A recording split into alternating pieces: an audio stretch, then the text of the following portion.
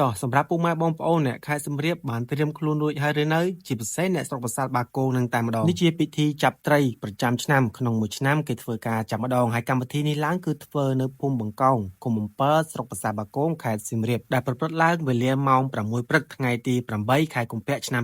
2026យើងនេះឯងហើយចំពោះកម្មវិធីចាប់ត្រីប្រចាំឆ្នាំក្នុងមួយឆ្នាំគេធ្វើការចាប់ម្ដងនេះគឺមានតាំងពីយូរលង់មកហើយតាំងពីបរមបុរាណចំពោះបងប្អូនអ្នកឃុំអំពើស្រុកប្រាសាទបាគងខេត្តសៀមរាបនេះហើយសង្ឃឹមថាពុកម៉ែបងប្អូននឹងចូលរួមច្រើនដោយរាល់ឆ្នាំមិនត្រឹមតែសម្រាប់អ្នកខេត្តសៀមរាបនោះទេសូម្បីតែជនជាតិបរទេសហើយជាពិសេសអ្នកតាមបណ្ដាខេត្តនានាក៏គាត់មកជាច្រើនផងដែរហើយខ្ញុំក៏បានសាកសួរបងប្អូនអ្នកឃុំអំពើផងដែរថាមានត្រីដែរអីបើសិនជាមានបងប្អូនខ្លះមកនេសាទគេថាអត់ទេគឺបឹងនេះគឺសម្រាប់តែធ្វើពិធីចាប់ត្រីក្នុងមួយឆ្នាំម្ដងតាមប្រពៃណីដូនតាតែប៉ុណ្ណោះហើយសម្រាប់បឹងនេះផ្ទាល់ផងដែរគឺអត់មានអ្នកណាមកនេសាទផ្ដាស់ទេគឺបងប្អូនអ្នកភូមិអំពើហ្នឹងគឺគាត់ដឹងច្បាស់គាត់មិនមកនេសាទទេគឺមានការអភិរក្សដល់ត្រឹមត្រូវបំផុតហើយចំពោះចាប់ត្រីប្រចាំឆ្នាំក្នុងមួយឆ្នាំគេចាប់ម្ដងនេះគឺមិនមែនមានត្រឹមតែសៀមរាបទេបងប្អូនតាមខេត្តផ្សេងៗក៏មានដែរគ្រាន់តែខេត្តខ្លះគាត់នៅជិតខេត្តទៅគាត់មិនសូវដឹងអញ្ចឹងណាបើតាមឆ្ងាយពីស្រុកអញ្ចឹងទៅគឺគេធ្វើពិធីនេះចាប់ត្រីឡើងដើម្បីសម្រាប់អ្នកស្រុកអ្នកភូមិតែប៉ុណ្ណឹងប៉ុន្តែដោយសារឥឡូវនេះមាន social media ច្រើនអញ្ចឹងទៅមានបងប្អូនខ្លះដូចជាខ្ញុំផ្ទាល់ផ្សព្វផ្សាយអញ្ចឹងទៅក៏បងប្អូនតាមបណ្ដាខេត្តផ្សេងៗក៏បានឃើញក៏មកលេងក៏ចាប់ត្រីហើយកំណាមួយក៏ចង់បានឃើញ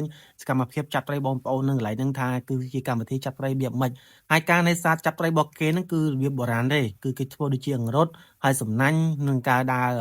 ចាប់ត្រីតែប៉ុណ្ណឹងហើយនៅពេលអ្នកភូមិជួបជុំគ្នាអស់ហើយវេលាម៉ោង6ព្រឹកគេនឹងចាប់ផ្ដើមអុជកំជ្រួចគឺជាកម្មវិធីមួយដែលចាប់ផ្ដើមចុះចាប់ត្រីទាំងអស់គ្នាតែម្ដងហើយវីដេអូនេះដែរគឺសូមអរគុណច្រើនពុកម៉ែបងប្អូនកុំភ្លេចចូលរួមទាំងអស់គ្នានៅថ្ងៃទី8ខែកុម្ភៈនេះណាបាយបាយ